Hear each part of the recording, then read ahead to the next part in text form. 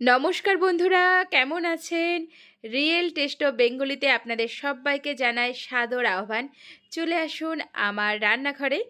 আজ নিয়ে এসেছি মোচা। বাজারে গিয়েছিলাম, এরকম টাটকা মোচা দেখলে কার না খেতে ইচ্ছে করে বলুন তো।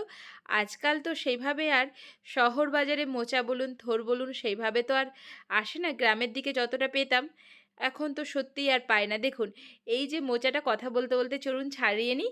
মোচাটা ছাড়ানোর সময় দেখুন, ছোটোবেলায় জানেন তো এইগুলোকে আমরা নৌকা করে ভাসাতাম।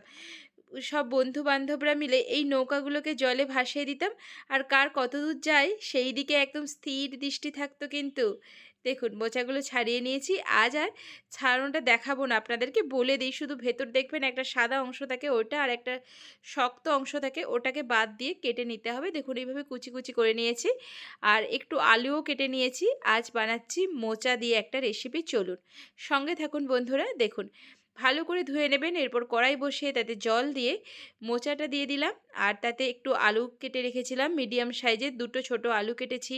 আলুটা দিয়ে নুন হলুদ দিয়ে দিলাম, দিয়ে একটু ভাপিয়ে নেব। ভাপিয়ে নিলে কি হয়, মোচাটার যে একটা কষা ভাব থাকে ওই কষা ভাবটা আর থাকবে না। আর এইদিকে দেখুন, আলুটা একটু সেদ্ধ হয়ে যাবে, মোচাটাও হালকা একটু সেদ্ধ হয়ে যাবে, তাতে কিন্তু রান্না করতে অনেক সুবিধা হবে।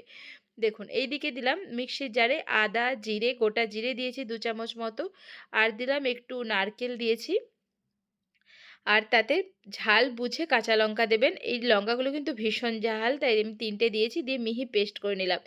এইদিকে দেখুন অনেকটাই ভাপানো হয়ে গেছে, মানে সেদ্ধ হয়েই এসেছে।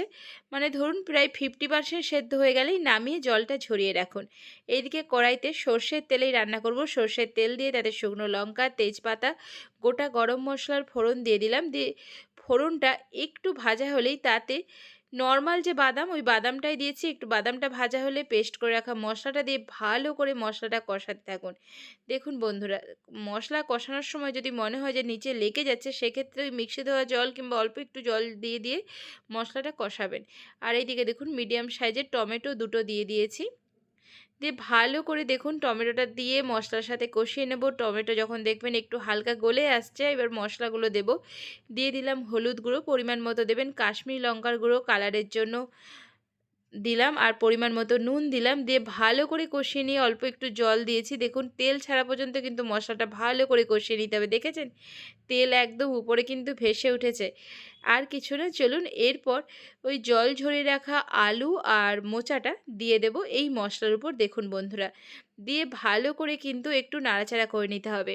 দেখেছেন কতটা সুন্দর লাগছে দেখতে। দেখুন এরপর ভালো করে মশলার সাথে সমস্ত মোচা আর আলুটাকে মিক্সড করুন। এরপর অল্প একটু চিনি দিয়েছি টেস্ট বুঝে, আপনারা চাইলে নাও দিতে পারেন চিনি।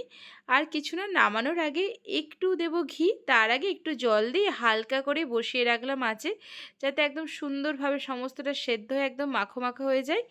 দেখুন বন্ধুরা, নামানোর আগে একটু ঘি দিয়ে সার্ভ করুন গরম ভাত, রুটি, পরোটার সাথে।